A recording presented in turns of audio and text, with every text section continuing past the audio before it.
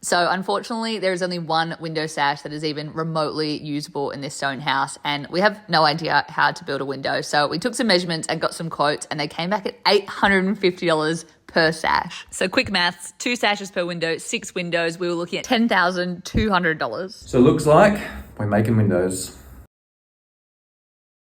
So what we did is we went to a mill and bought a whole heap of Yarra wood that the guys had stored for about 30 years. So we got a whole heap of boards like that, and a whole heap of boards like this size here, 3 meter lengths.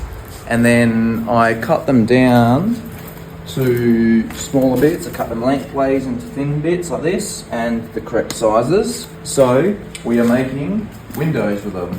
So step 1 was to get all of the pre-cut pieces and put them all together, measure out where to do the join. So we were doing dowel joins for the windows for a little bit of extra strength. Now, a tip we learned on YouTube was to punch the holes with the sticky tape backwards, and then you could press it against your other bit of wood, and then you could nail those holes and you knew exactly where to drill so that the dowel joins actually matched.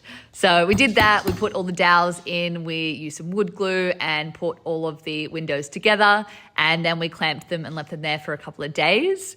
And once they were fully dry, we then got our beloved Ryobi router and routed a decorative edge along the front to try to match as close as we could to the original look. And then we just did a notch in the back so that the glass can slide in there when we're ready for that. Vaughan then spent majority of the day sanding everything back, and we did lose a sander in the process.